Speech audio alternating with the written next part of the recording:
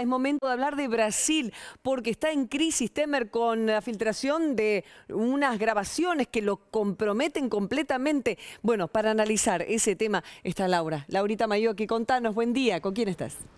Buen día, Karin, conmocionada y convulsionada la región, ¿eh? Estamos hablando de ahora los investigadores investigados, es lo que decíamos recién fuera de cámara con nuestro analista político internacional, Gabriel Puricelli, al que le vamos a preguntar entonces cómo queda ahora Michel Temer, el reemplazante de Dilma Rousseff, precisamente luego del impeachment, luego de haberse comprobado esta grabación donde él también estaría complicado en la causa de sobornos.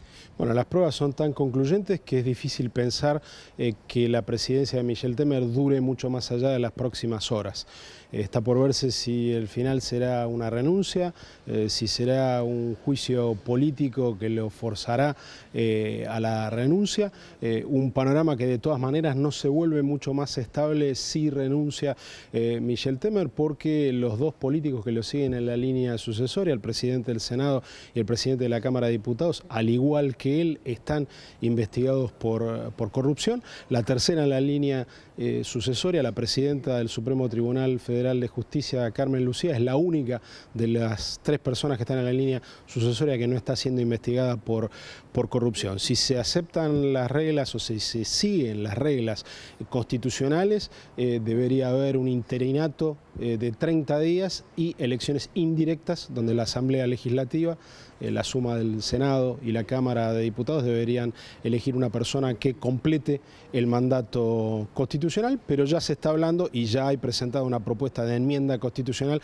para que en realidad el que complete el mandato sea alguien elegido por elecciones directas. Mientras se discute si va a haber elecciones directas o indirectas, y todo esto se verá en horas nada más, porque ya ni siquiera tenemos que hablar ni semanas de meses, uno se pregunta, bueno, ¿cómo se posibilitó todo esto? ¿Cómo se aceleró este escenario con personas que ya estaban detenidas, investigadas por todo, la suma de los escándalos? Hablamos de Petrobras, el tema de la carne en mal estado, el tema del lavallato, bueno, absolutamente muchas causas congruentes y confluyentes con personas que desde la cárcel dan datos y también comienzan a hablar.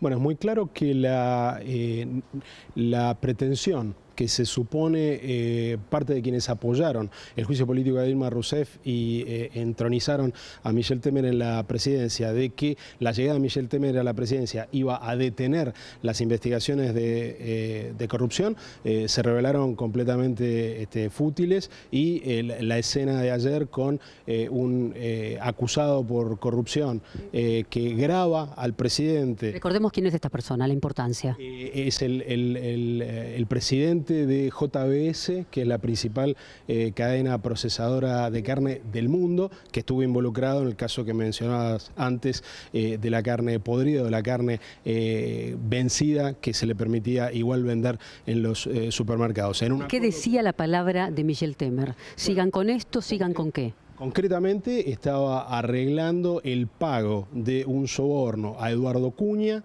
el detenido expresidente de la Cámara de Diputados. Que es el que habla, en definitiva. Que es el que podía hablar y al que se le pagaría por su silencio. Esto ya evidentemente no va a suceder. Eduardo Cunha, recordemos, fue quien puso en la agenda legislativa el juicio político a Dilma Rousseff, es decir, la persona sin la cual el juicio político a Dilma Rousseff no hubiera sucedido. Esta grabación se hace a partir de una iniciativa de la Policía Federal que en un acuerdo para aliviar la pena potencial que podría tener que pagar esta persona y el conglomerado JBS en las investigaciones de corrupción que se le siguen, insta al presidente a cometer este delito, y el presidente con toda candidez lo admite claramente en la grabación. Es una crisis política, es una crisis institucional de la democracia y del juego, por supuesto, de las instituciones allí en el país regente del Mercosur, nada más ni nada menos que Brasil. En una línea, brevemente, usted lo va a poder hacer. ¿Cómo impacta esto en Argentina?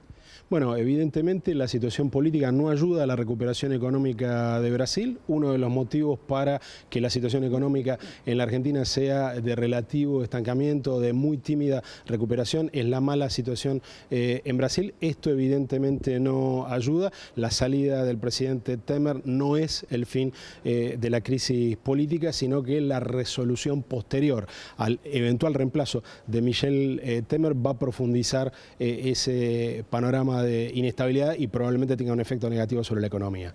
Gracias. La palabra de Gabriel Puricelli, analista internacional. Recordamos lo que está ocurriendo ahora en Brasil. En este mismo momento se están llevando a cabo todo tipo de allanamientos también por otras personas que están involucradas de distintos partidos de esta coalición también, donde estaba Dilma Rousseff encabezando, por supuesto, y ahora Michel Temer directamente involucrado, también él, en escándalos de corrupción.